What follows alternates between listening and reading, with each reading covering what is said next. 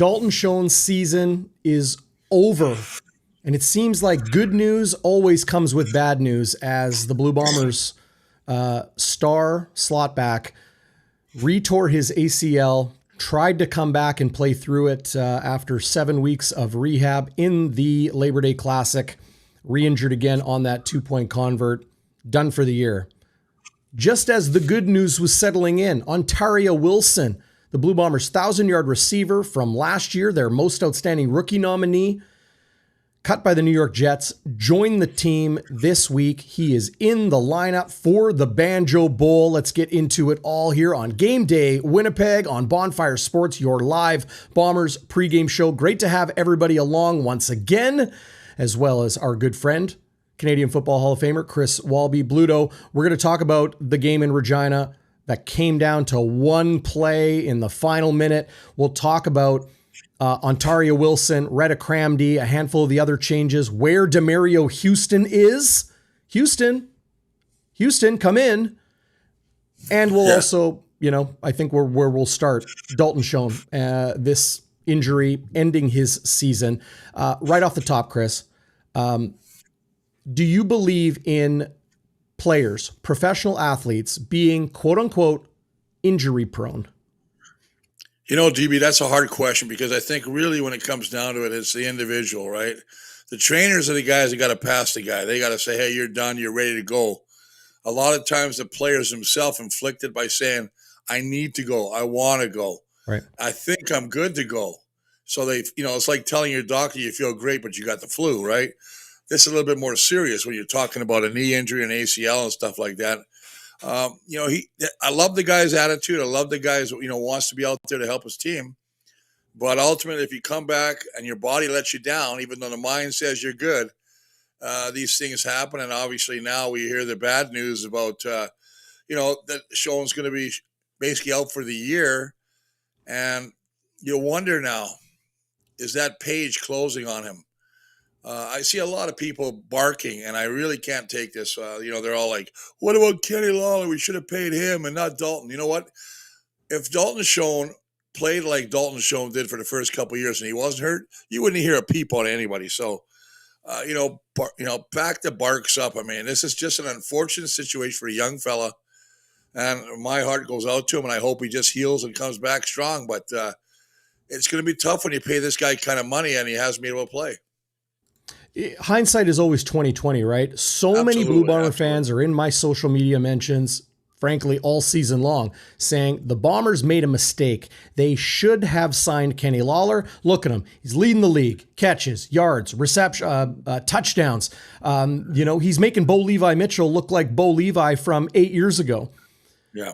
Versus Dalton Schoen, who we know has been that favorite target of Zach Collaros. Yeah. So... Yeah. Look, coming into this season, I looked through the numbers, okay? Coming into this season. Now, this season obviously hasn't gone the way for Bomber fans and for Dalton Schoen himself, the way they wanted.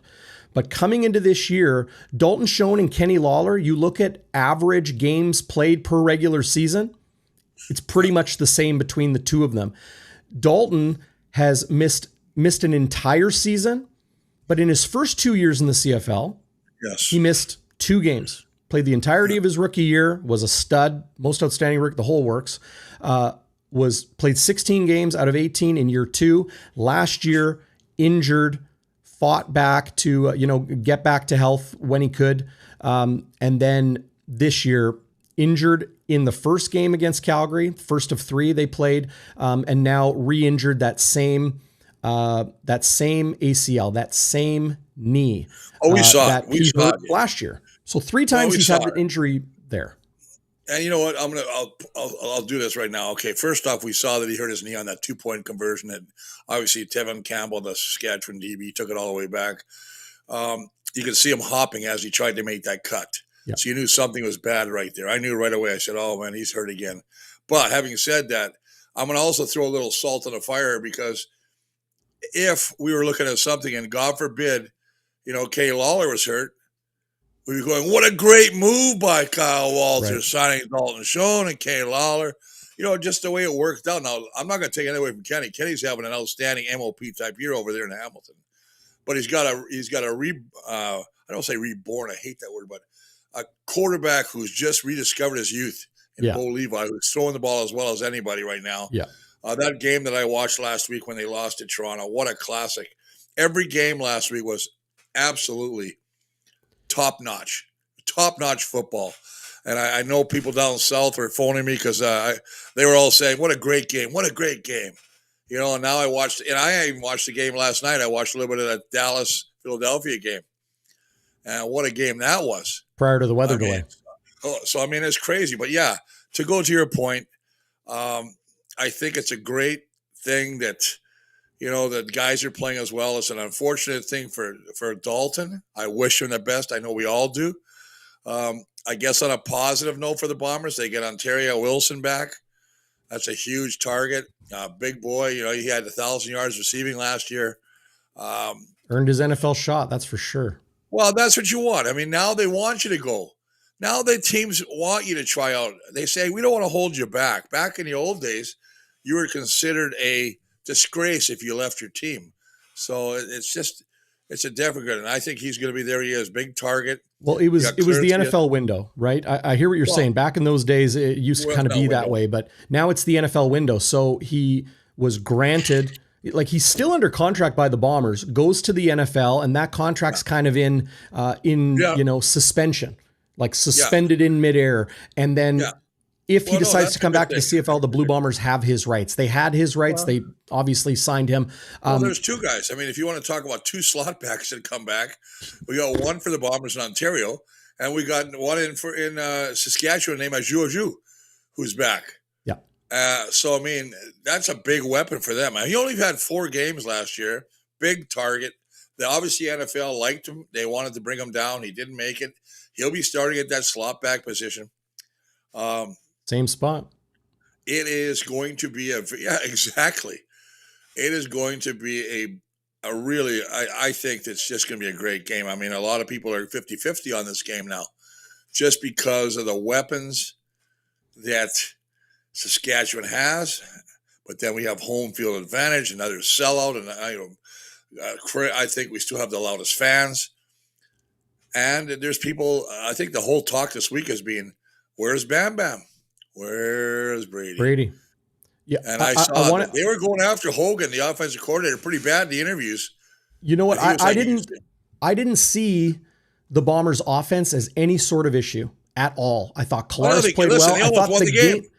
I thought the game plan against Saskatchewan for Winnipeg's game plan was to throw the football, because the week earlier they ran the ball like crazy, and Brady, you know, like we've talked about that check down passing game. Well, hang tight. That check down passing game is essentially the run game. He had 200 combined yards rushing and receiving. That's like 200 yards essentially rushing for Brady Oliveira against Montreal. They go into Saskatchewan, the top ranked run defense in the CFL. And Brady had 4 touches in the first half, 5 total rushes in the game. I didn't see the offense as the issue. I thought Zach Collaros was very good. I thought they stretched the field. I thought they did a very good job. In the end, I just want to finish this, because this is the biggest conversation point in Bomber Nation right now. Okay. Schoen missed 2 games in his first 2 seasons, and then a major injury last year, and now a major injury again this season. Kenny Lawler's career missed 2 games his first year, then 5 games. Then in his 3rd year, he missed 6 games. He then missed 6 games again the next year.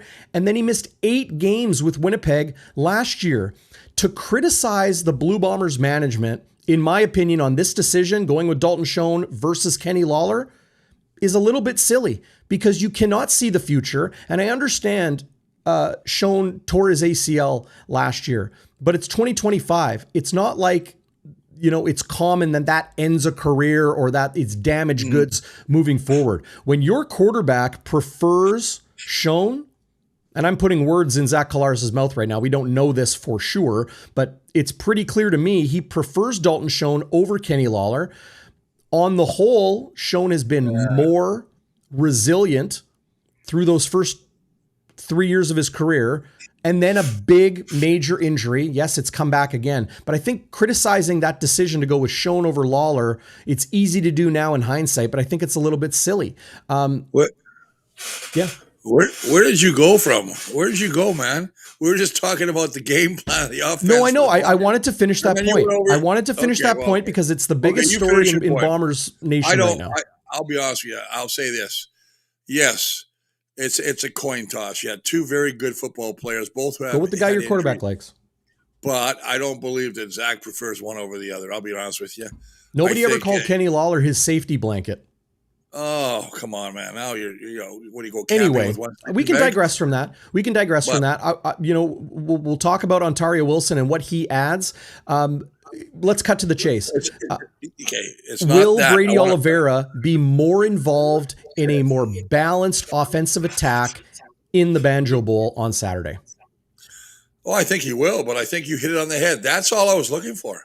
Yeah. When you're talking about a team that lives off the pass, they can pin their ears back. And I know Shea said that. He said, yeah, when we're throwing the ball that much, puts a lot of pressure on the O-line and the blacks who have to stay in the block.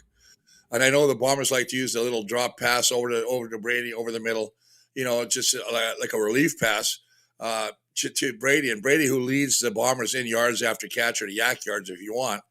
The thing is, I want to see a little bit more balance. There's a lot of criticism, 2nd and inches. Why would they throw the ball? Why not just hand it out? I didn't like that. There's a lot of things that I believe, and I played, and I know it.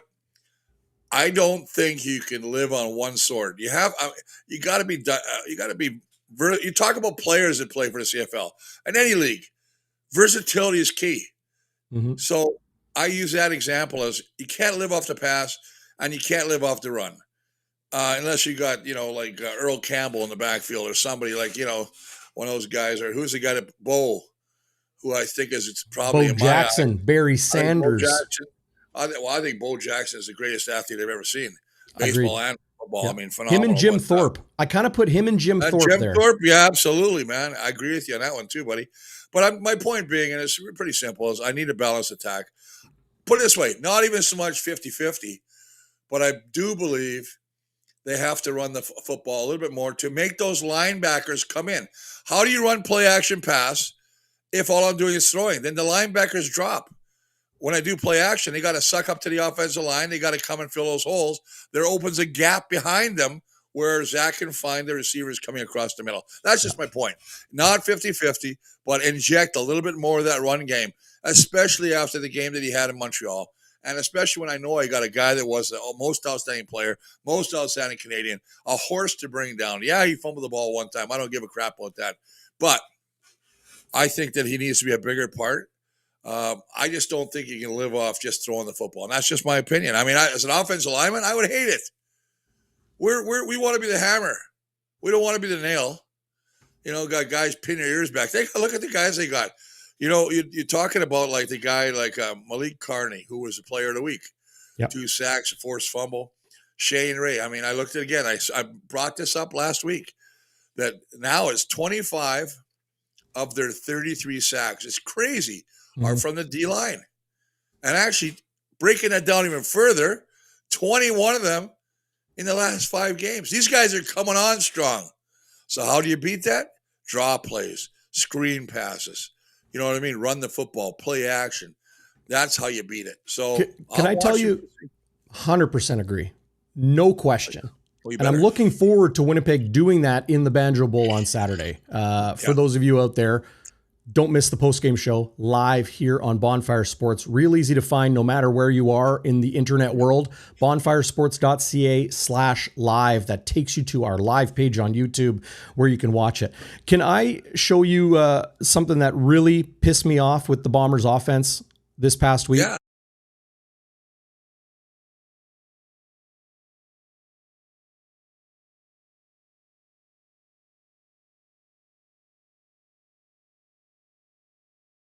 Best record in the CFL, the Roughriders. Okay, you're up 7-0, Chris.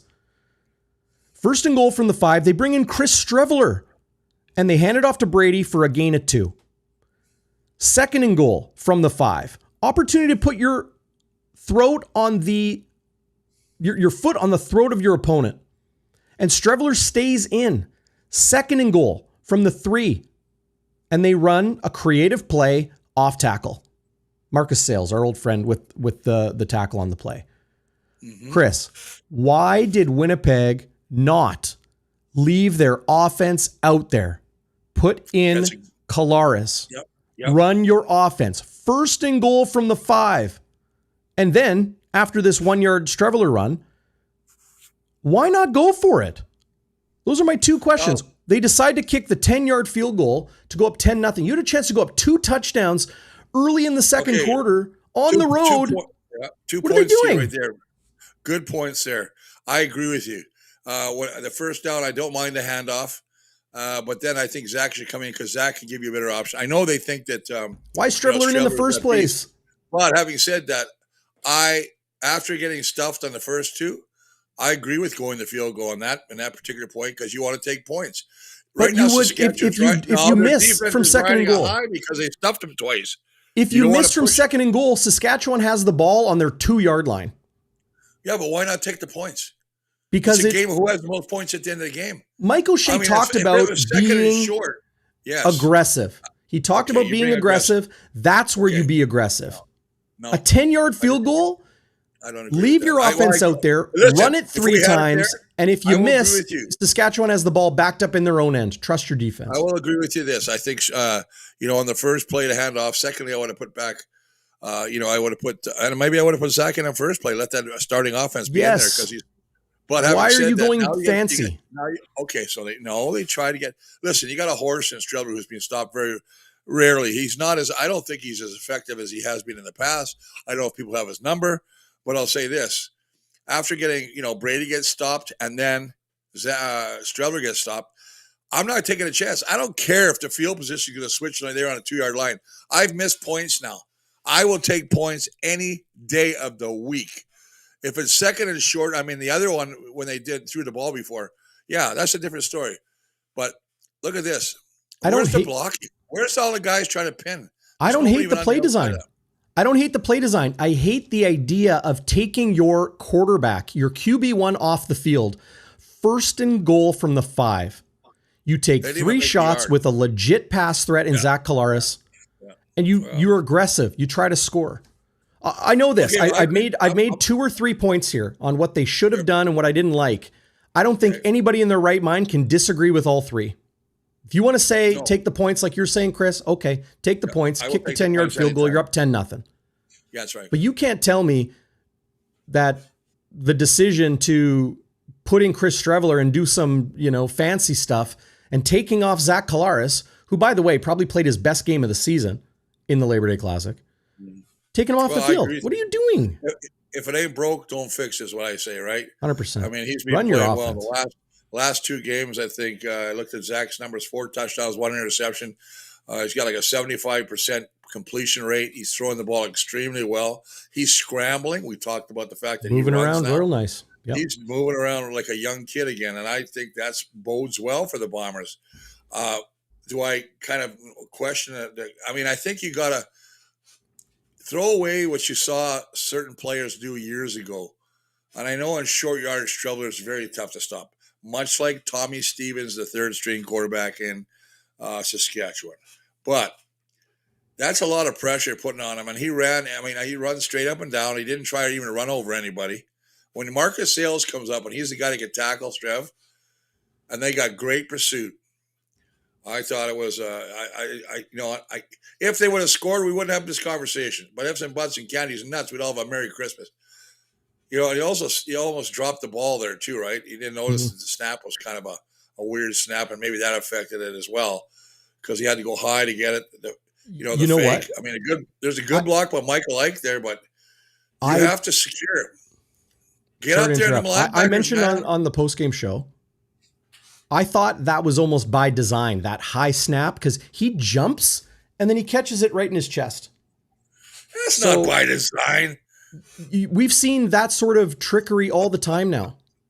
I've seen that on fake field goals or fake punts and stuff where they do it to the up back and stuff, but no, not on a quarterback. You know what? I'm going to give you that one. I'm just going to give it to you because that's your belief. And I'm not going to argue with it. I will say this.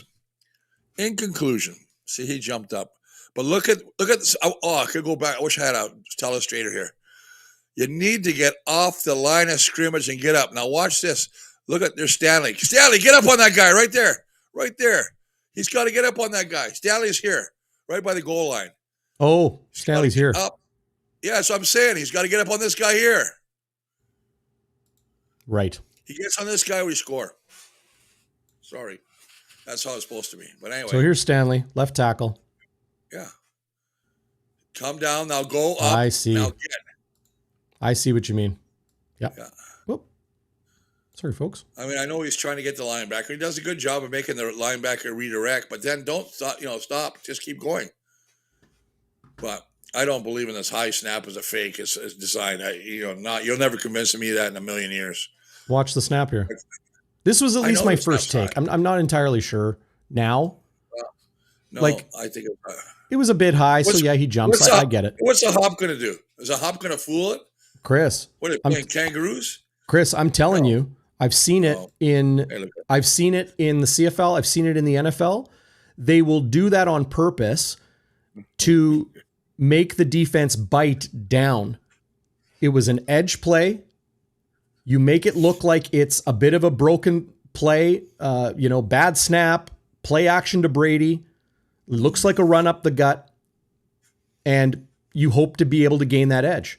But Winnipeg wasn't able to do it. The other critical play in this game at the goal line was the 2-point convert. Winnipeg, like the strip on special teams of Mario Alford, the recovery, the way the offense was able to put Winnipeg in position to win, scoring the touchdown, was all excellent.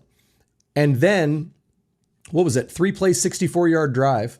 To tie the game. No, that was the previous one, the Clercius heavy drive.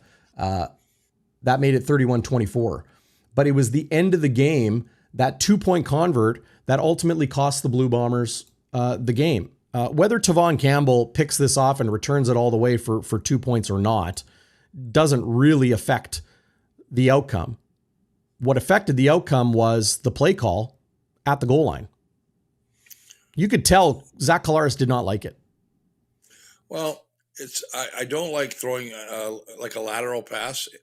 I'd rather have him go out and up, where if anybody can get it, he's the only guy that can get it, right? Mm-hmm.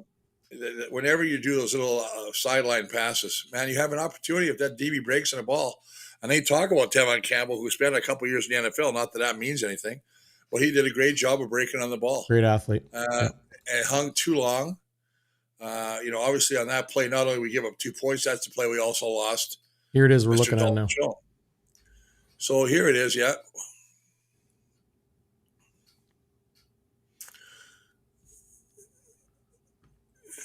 And he returns that obviously for 2 points. So this was a 2-point ball game. It ends up being 4. But the fact that Winnipeg was able to get back into this game was incredible. Here's a better that's look. Incredible. They're on the left hash, Chris. Okay. Throw it now.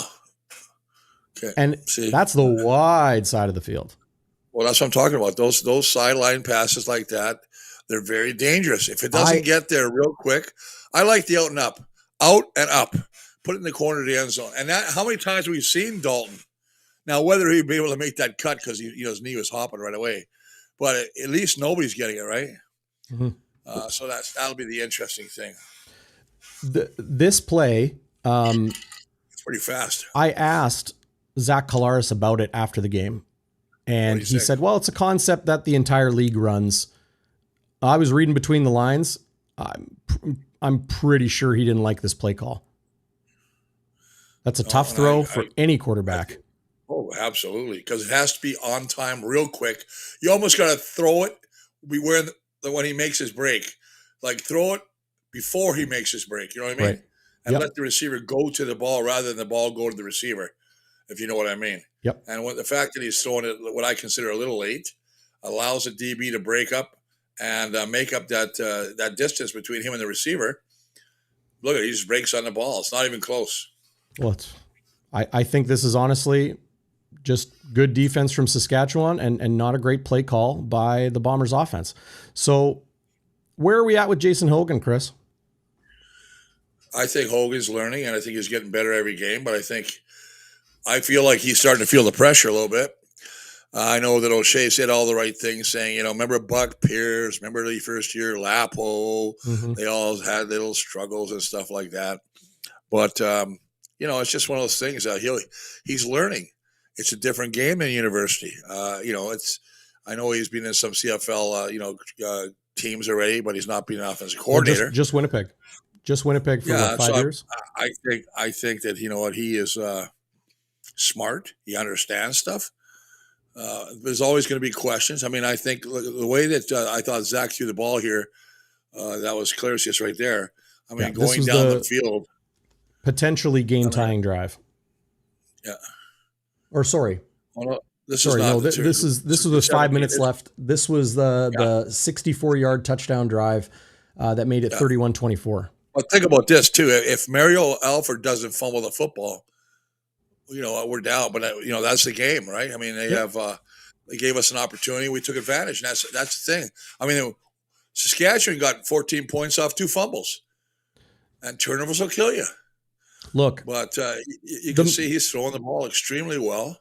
The mistakes get magnified. They get focused on. Okay. And the Streveler Oliveira failure from the 5-yard line early, first and goal from the 5, and the 2-point convert, that becomes the storyline. But in the end, Collaros and Dembski and Claricius and Wheatfall, they all made the Blue Bombers offense very, very dangerous, in particular late when they needed to be. Yeah, they didn't have a lot of Brady Oliveira. What I'm saying is Winnipeg's offense, those mistakes were magnified. On the whole, I don't think Winnipeg's offense is the reason they lost. At all. Yeah. They scored 2 touchdown drives in the final 5 minutes. Okay, and I'm going to tell you something right now. If you watch how Saskatchewan's playing, they're just rushing forward because they're getting great pressure. That pass right there, that was a great pass. Outstanding. Incredible. And that's man coverage on that receiver. So, I mean, you can't blame zone.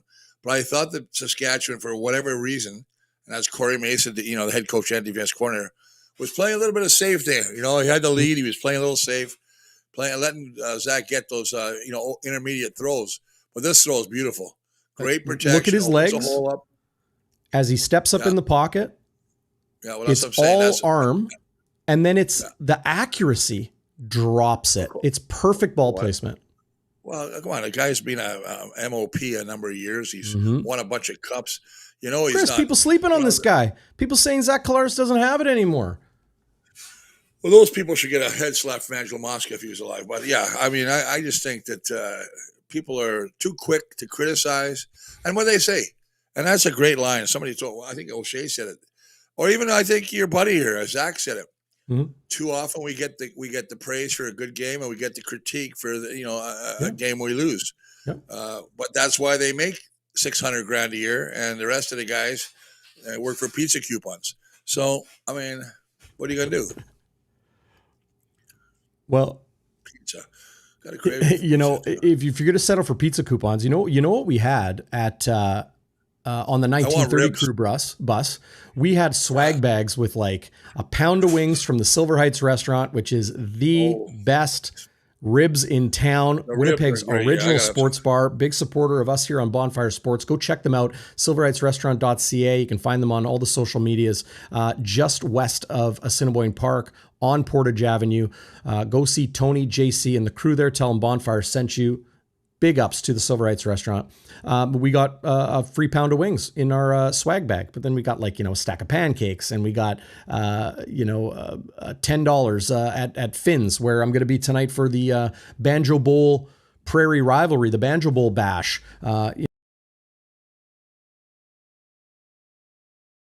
In support of some good charities.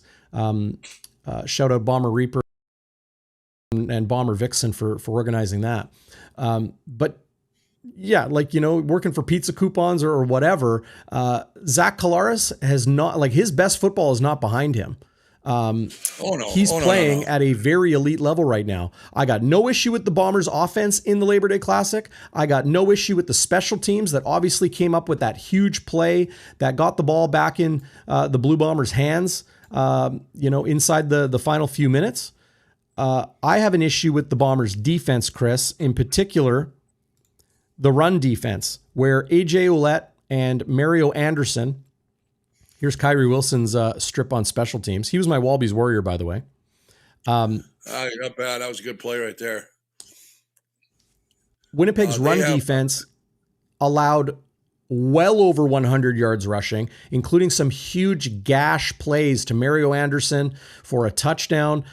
Winnipeg's run defense, you often talk about the D-line. You talk about the linebackers. I think that Winnipeg's defensive secondary, those cornerbacks, those DBs, did not play at the level they needed to help that run defense. I agree with you on that. I mean, you got to come up and play the box sometimes. You got to be able to lay a hit on these guys. Now, 𝘎𝙤𝙧𝙨 is not your typical back. He's a big boy. And then they got the speed. It's almost like the hammer and what do you call it? Lightning and thunder. Thunder and lightning, yeah. And then so you got AJ, who's the hammer, or thunder, and then you got Mario Anderson, who I like. He's only had a couple games, and this guy he cut and brought back. Mm-hmm. And this kid is playing possessed. I mean, he lowers his shoulder, and he's running over people. And that's the thing, man. This guy was taught somewhere that you don't run straight up and down. When you're smaller, you got to let your pads do the talking. And I think he does a great job of that. Listen, they've got all the weapons. Saskatchewan, no wonder they're 9-2 right now. It's not by fluke. Mm-hmm. They're playing extremely well. All three facets of their game, except for one, which could come down and bite them on the ass this week. Mm-hmm. There was a lot of heat in Saskatchewan to play Campbell Fair this week, the kicker, the place kicker. Yeah. But he is, listen, there's two clones. O'Shea and Corey Mace are exactly the same. They're loyal. Some people say loyal to a fault, but they love him, and they're gonna go with him again. But here's that one run by him. I mean, he's got some wheels. He's fast. He's making people miss. Their offensive line is playing extremely well. Watch this cut though. Beautiful cut, going in and cuts right back against the grain. 63. There's Trey Vavel with a missed tackle. Yeah, I thought Logan Furl in the center. What a great block to get out there off the line of scrimmage to pick up the MAC linebacker and allow Mario to get to the outside. I mean, that's how you teach it, boys. You talk about the O-line. You got to get to two levels. Can't stay on the first level, which is D-line. You got to get up to them linebackers because they will make it hurt you. And I thought in that play, the Saskatchewan line did a great job. Now, I think we have a great offensive line. I think we have one of the best offensive lines. Do you? But if you're not utilizing them, leave them. Why are you leaving that toolbox, right? Do you think Winnipeg is one of the best offensive lines in the league? I think they're one. I think they're still pretty good. Yeah. I know those are your boys. I know that. Well, no, it's not that. But watch the push here. Again, watch the push from that. Look at what's his name. They've got guys on their back. You see that? Who's that again? He ran over him. He took some DB straight back over on his back for a touchdown. I mean, I know it's not fun, but show it again. Watch this. I don't know if it's 19. I don't know if it's Kyrie Wilson. I don't know if it's Kyrie. I know right there. It's 30. Oh, it's Tony Jones. Yeah, that's Zach Fry with a good block on him. Well, you know what? And I hate to say this, no dock on Tony Jones, who I think is playing outstanding football. But when you're and that was a catch position, right? He was catching him instead of hitting him. I think he was trying to get out of the way of the blockers to try and make the play. Unfortunately, you could see he was on the worst end of that one on the contact. But tomorrow's a new day, buddy. It's going to be loud. It's going to be crazy. Now, as you like to say, the madhouse on whatever. Tommy Neild had a heck of a game. But didn't I tell you about this guy? Who? Keyshawn Johnson. Oh, yeah. Keyshawn's good, man. Man. This was 2nd and 10 that kept their drive alive. And I think he might be the best route runner in the CFL. There he is beating one of the best DBs in Dietrich Nichols. Pick up a key second down. And there's one more play I want to obviously talk about from this past game, Chris, because Yes. I think this is something that caught Winnipeg's defense off guard. Oh, you could talk about the punt? 2nd and 6. Minute 33 left. Oh, okay. Okay. Falls incomplete. Okay, so it's 3rd down with a minute and a half left. You're up by a touchdown. Okay. You're inside Winnipeg territory at the 44. And what does Saskatchewan do? Well, they try something different. This was a great throw, by the way. Oh, who is it? Yeah, what do you know? That's your buddy. Unable to reel Great it in, job of but coverage. yeah. Get that right hand in there. See, there's 𝘽𝙤𝙤𝙧𝙨 winning one on that 2nd down conversion, and then there's 𝘎𝙥𝙤𝙧𝙨 winning one. Just getting a hand in there to break it up on 𝘽𝙤𝙧 on that 2nd down, 2nd down that they weren't able to convert. But here it is. Okay, look at Winnipeg's defense. Everybody up at the line of scrimmage. It's 3rd and 6. Yeah. No safety back there in case this happens.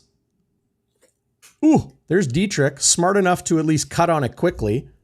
And in the end, this was not a safety. It was a 1 point because of forward progress or forward momentum that they indicated with the review center. But why wasn't Winnipeg's defense, this was not a safety. That's the signal for safety from the officials there. Chris, why was Winnipeg's defense sleeping here? Isn't this on 𝘎𝙤? Isn't this on Jordan Younger? I think nobody in their right mind would have thought that was happening, but still, you'd think somebody would be back to prevent the deep shot, right? So it's interesting. Yeah. A minute I really and a have a half. hard time explaining that. But I mean, A minute and a half is a lot of time in the CFL. Oh, yeah. Yeah. Well, especially, I think they still had their timeout as well, too. So, well, they were just nice inside thing, Winnipeg territory. A failed 3rd down gives Winnipeg a lot of I think it's a hell of a call. time. It's a hell of a call. It's a hell of a call. And I wonder, and you know what I wonder about? I wonder if that was one of those things where, and I bet you it was, they said to Trevor Harris, the quarterback, if you see this look, kick it. If you see something else, take it. And it was a great job. I think it was always the plan. But yeah. Well, it could be, and you might be right. Yeah, you get the green. They call it the green light. What you're talking about, the green light. Yeah. Like you got the green light to kick it if you see it, right? Yeah, but I think it was just one of those things. It was a genius call at the time. 100%. I mean, really, it was a smart I call. feel like Corey Mace outcoached Mike O'Shea throughout the game. Well, remember this now. You know, Corey Mace is defense coordinator. The guy we're talking about on offense, and who the I head think coach has really done a great job. He's not the head coach. The head coach is Corey Mace. Mark Mueller is the offense coordinator. Yeah, no, I'm just talking about Corey Mace outcoached Mike O'Shea. He's defense. You just said Corey Mace is the head coach. He is a head coach. Yes. I said, but he's Corey not Mace the offense outcoached coordinator. Mike O'Shea all day. But he's, yeah, okay. But He's the head coach. He outcoached Mike O'Shea, Winnipeg's head coach. I always talk about the positional coach. I hear you. I'm saying all day long, Corey Mace outcoached Mike O'Shea. You said, what about Jordan Younger? Jordan Younger was the DB coach. He's defense coordinator. Why does he have those guys back then? On that O'Shea play, lets his yes. Oh, see, that's what I'm saying. O'Shea lets his coordinators take care of it. So where's Mike O'Shea's responsibility? In the decision to kick a field goal. Or anywhere, even in Vegas would have bet that happening. Where is the responsibility on Mike O'Shea when it's I don't think there's any 3rd and goal from the That's 3 I think and you it's just kick a great 10-yard call. field goal? That's on O'Shea. I think it. Okay. Well, I still don't like That situation, you prepare your team so that doesn't happen. Corey Mace out-strategized Mike O'Shea, saying, Trevor, you 10-0. kick the ball because it's 3rd and 6, and we don't want to give them a minute and a half and pretty much the ball at midfield. It was a great play. Oh, I think it was a smart play. That doesn't mean that he outcoached him. I mean, it was a classic game. I mean, 34-32. I mean, what do you want better for a Labor Day game? I think Winnipeg's, look, you can talk about the performance of the offense, the defense, the special teams, individual players, play calling, all of that. What I'm saying is that is one of several instances where I think Corey Mace outcoached Mike O'Shea. And for those of you out there that haven't watched the show for years, like Chris, you and I, this is our 11th year doing pregame shows together, going back to TSN radio or 4 years here on YouTube. I always call it the way I see it. I don't put any shine where it's not. Spade is a spade. I have sung Mike O'Shea's praises for a decade, pretty much pretty much all the time. In the Labor Day Classic, Mike O'Shea was outcoached by Corey Mace. Well, you can disagree. I think in that game, I think if it was I think when you talk out coach, it's such a huge thing that encompasses a lot of things. I can't agree with that. I think that in all my honesty, if it was a blowout, like some of the games have been in the past, then I would say yes. But when it's a close game, it comes down to a player too. Yeah, that's what I think. I mean, I'm looking at some stats, and I'm looking at Calera. So he's won the last 4 Banjo Bowls. He's thrown 12 touchdowns, 1 interception. Yeah, he is on fire. So but they weren't playing. That was Cody Fajardo and another guy named, I think, Jake DeLega was there. But you're looking at Trevor Harris right now, who's a different animal. Mm-hmm. Trevor's very, very good. We haven't talked much about him, but I mean, he's got 19 touchdowns, 7 interceptions. MOP favorite right now. Well, he's throwing the ball extremely well. He makes such right there with decisions. Arbuckle. And even now we could spend an hour on that one. Well, we won't. I know, but I'll say this: Arbuckle is lighting it up. Yeah, he is really playing. He is the reason Toronto is coming back the way they are. Leads their team in rushing. Has 4,000 passing yards. He's been awesome. And then he got what's his name, putting his little beak in there after. Now saying he might be back. I don't know if I'd play him now. Yeah. I don't think they don't so. need him but that's not our team. That's not our stuff. Yeah. Everybody's got their issues, right? Probably a nice problem to have as long as it doesn't create division. But Trevor Harris is the reason the Saskatchewan Roughriders have beaten everybody in the CFL except the Calgary Stampeders. That's where their 2 losses have come from and their CFL best 9-2 record. He's been awesome. With Vernon Adams Jr. playing and their defense. The defense, that offensive line protecting him, allowing that run game to get going. Keyshawn and all of those, Robustelli and Tommy Neal had a huge game against Winnipeg in the Labor Day game. Saskatchewan's clicking on all cylinders. This kind of leads into your keys to the game, Chris. Like, what needs to happen for Winnipeg, who I think Winnipeg will win the Labor Day game because, the Banjo Bowl. I think they will win on Saturday in Winnipeg. Why? Because I think the mistakes they made were easily correctable mistakes. And it came down to 2 points. I think that it was such a close game. Yeah. Well, we had. But what's it going to take? What's it going to take for Winnipeg to win?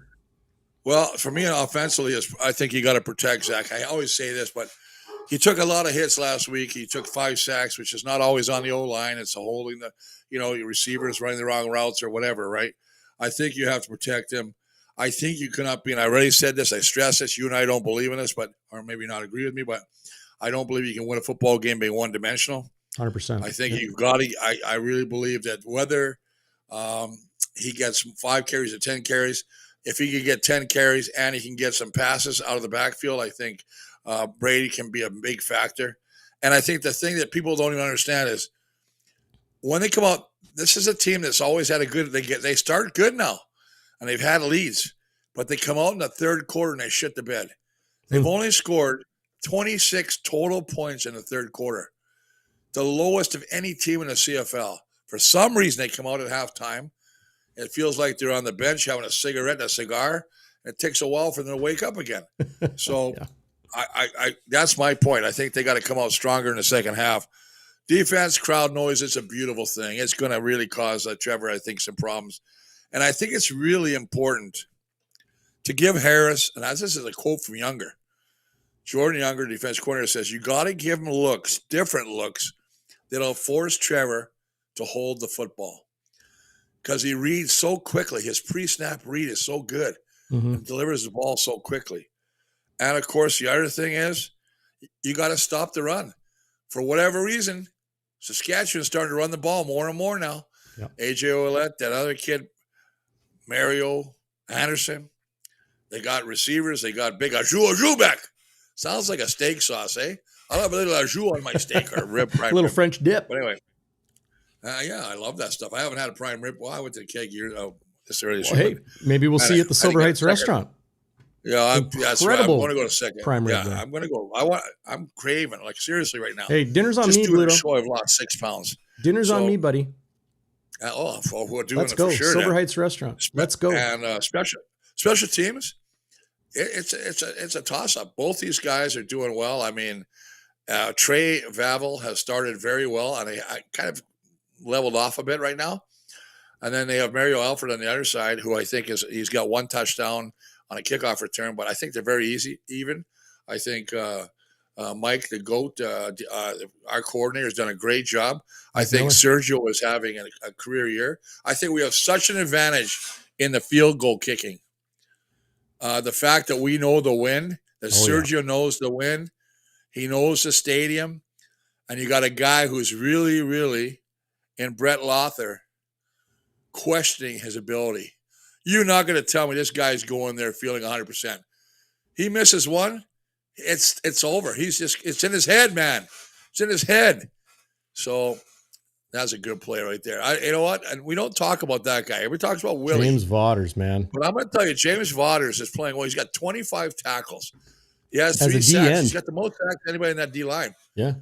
You know, I mean, I just think that he's the guy that's really doing it. And I saw that the PFF or whatever that's called, the performing thing, they gave Willie Pro Football Focus Player of the Month or something. Yep. But I think that was more for the pass knockdowns than anything because he's Willie J. Here's the thing, out a couple Chris, guys, and I like Willie J. Listen, don't get me wrong. I think Willie Jefferson had the highest score of any player ever since Pro Football Focus started grading the CFL a couple years ago. Great. The highest individual game ever. They know their stuff. Yeah. I mean, he beat a couple of good players, and that one kid from Saskatchewan at D tackle. That's the other thing we haven't talked about either is that was against his highest grade was against in the Toronto win. Yeah. Yes. But you look at the guys at Saskatchewan, what I think the meat and potato is, I used to call it the triangle. So it's like this, boys. You got your 2 tackles, your middle linebacker, and your safety. That's your key right there. That's your triangle. And I think when you look at what Saskatchewan has with Johnson and Mike Rose, and then they got Junior Thurman, and then you got Cozy Onyeka, who's going to he hasn't started there before. So that might be the only question mark. But other than that, there are horses in there. I mean, when you talk about 10 sacks for your tackles, Mike Rose and Micah Johnson, woo, these guys are dudes, man. And Malik Carney, player of the week, right? Oh, he's a horse too. He's quick, quick. Yeah. And Shane Ray, who's really good. Yeah. Quietly, got 5 sacks. And I know they're really happy about that. Ali Saad, who got his first sack last week. So they were giving him a big, bunch of love in the locker room. He was happy about that. Hey-o. Oh, yeah. Get it? But it's going to be good. Like I said, that's why I like it. You got 2 great teams. We talk about the rivalry. We talk about a lot of other things. But and there's our old pal. Speaking of rivalries.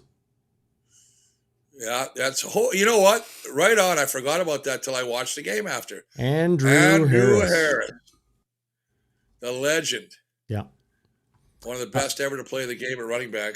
Oh, yeah. And now the running back coach in Saskatchewan. Real quickly, Chris, because I know we're and thanks for your keys to the game. Brought to you by the Silver Heights Restaurant. Go check them out. Just west. We're going to go for ribs. I'm going to go for ribs. And I got to tell you what, they've got. I'm trying to give these people their dollars worth. Huge supporters here of Bonfire Sports. You're walking on my promo read. Just west of Assiniboine Park, in sunny St. James. Go check them out. Silver Heights Restaurant. .ca. Go ahead, Chris. No, I was just going to say, man, we will definitely do something. We talked about this earlier, and maybe when it gets colder, we don't. Because I will say this. I saw your post on Twitter and Facebook and everywhere, and I did have such a really good time doing it. We're right side by side instead of doing it on, like we're doing it from our own houses. Yep. But I woke up this morning, and the weather was just absolutely nuts.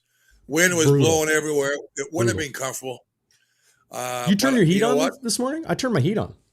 I don't turn my heat on. I got enough body fat, man. Don't worry about that.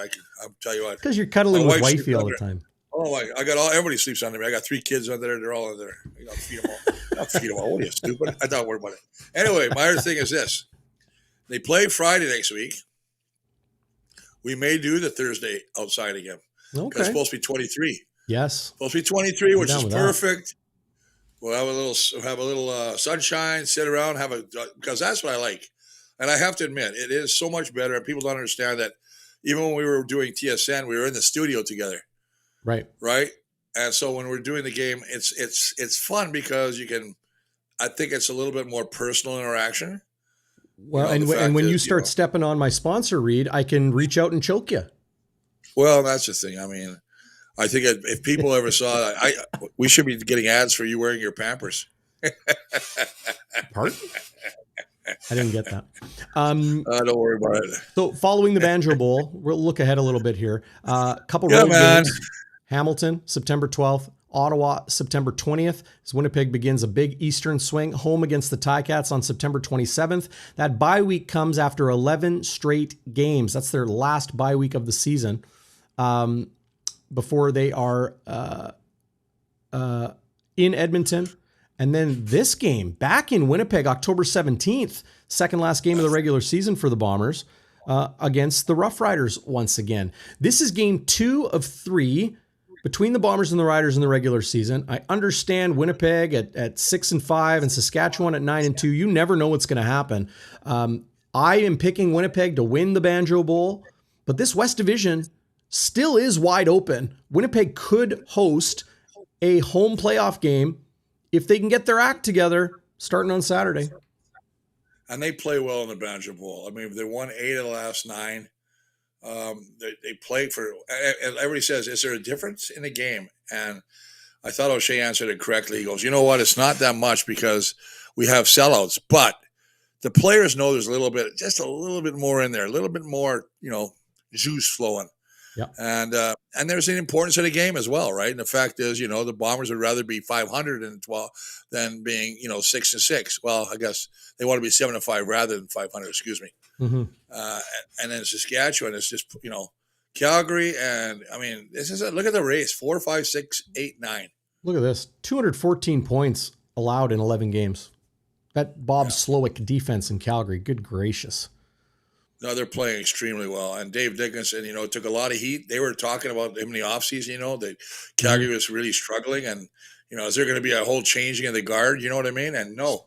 There's the other end of the spectrum. It tells you if you bring a system in, and listen, I'm going to give Suter credit on this. Suter brought this up during one of the telecasts. He said, Slowick brings it in, and he brings in a system that simplifies everything. He doesn't complicate it by saying, if he does this, you do this. He does that, he does that. This is what you're doing. That's what you're going to do. And I think the players have eaten it up, and the results are showing. Can I pivot off of that into the Winnipeg Blue Bombers defensive secondary? I don't know how complicated or simplified the Blue Bombers defense is, but I do know that they have decided to stay with Dexter Lawson Jr. at corner, Trey Vavel at corner, Cam Allen at safety. These are rookies. And there's Demerio Houston, who's been here for, 3 weeks now. He's still on the practice roster, Bluto. What's going on with Demerio? This guy led the CFL in interceptions. That is a very good question. I was thinking about that myself. He's been here for 3 weeks now. There's no reason other than, is he hurt? And maybe he's banged up a little bit, or is he out of shape? I don't know. You go to practice. Has he practiced at all with the ones? I thought I saw he was with the ones one time. He's rotating in, but this is my take. I think, look, I don't think Dexter Lawson Jr. is playing particularly well. I would rather have a veteran in there, even if his understanding of the system, it's not like Demerio didn't play in this system 2 years ago, but maybe it takes some time to reacclimate. He was in Calgary last year, different system. And I would rather have a veteran in there. They're starting rookies at each cornerback spot and safety. The whole perimeter of their defensive secondary is rookies.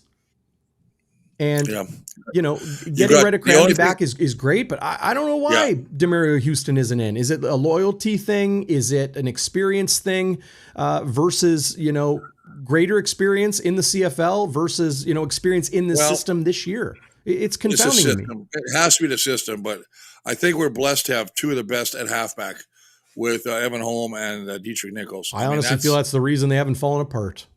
Yep, I agree with 100%. I think Cam Allen, who they had play at, he's been at corner, he's been at half. They're going to settle on him at the safety position now. We'll see what happens with that. But yeah, getting Cramdy back, having Michael Griffin.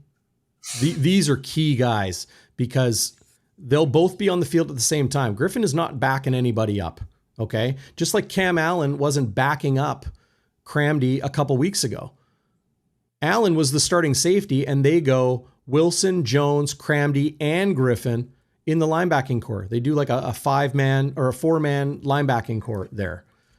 Yeah. All of these guys are on the field at the same time. But here's a rookie. Here's a rookie. Here's a rookie. We saw a missed tackle in the run game just a minute ago here on the show.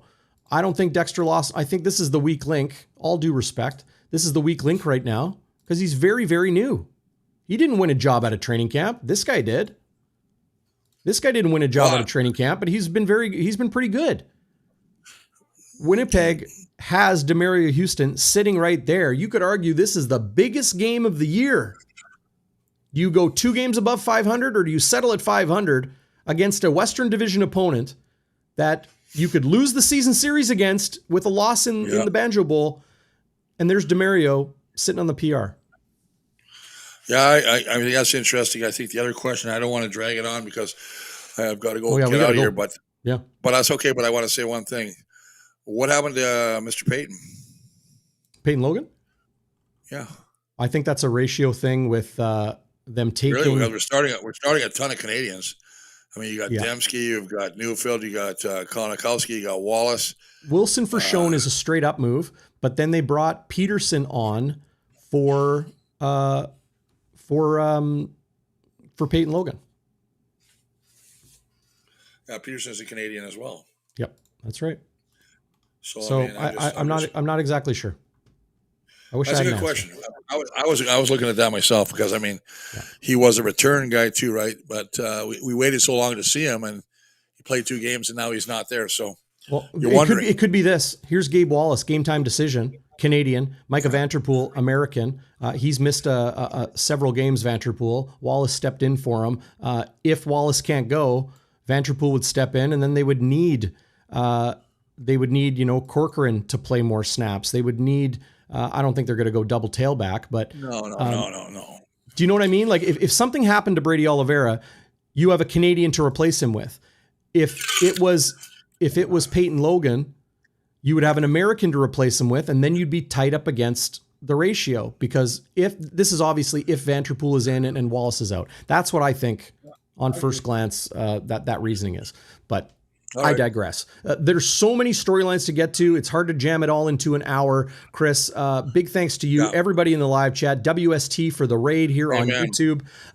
Big thanks to the Silver Heights restaurant. Check them out. I'm telling you, best ribs in town. Winnipeg's original sports bar. They got a bus going to the game with like a Bud Spud steak sort of deal with the bus to the Madhouse on Matheson. 12th straight sellout in this Banjo Bowl.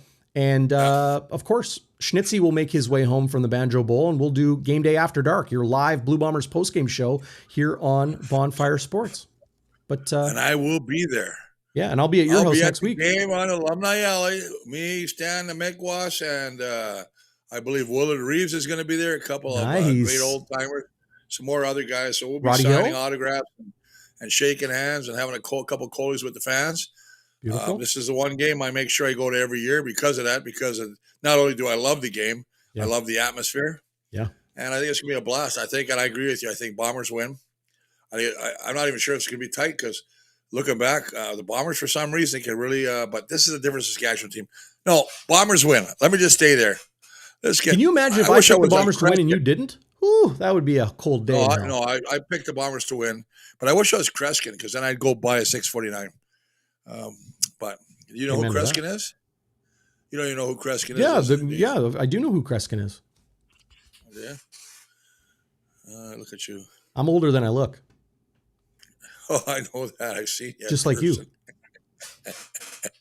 Hey, thanks again, Bluto. I'll see you next week here on Game Day Winnipeg. Big thanks to everybody in the live chat. Appreciate you. Couldn't do this without all of you. Have a great weekend, buddy. Yeah. We'll see you at the game. All right. See you tomorrow, boys. Good luck, Blue. Let's go, baby. All right. Adios, as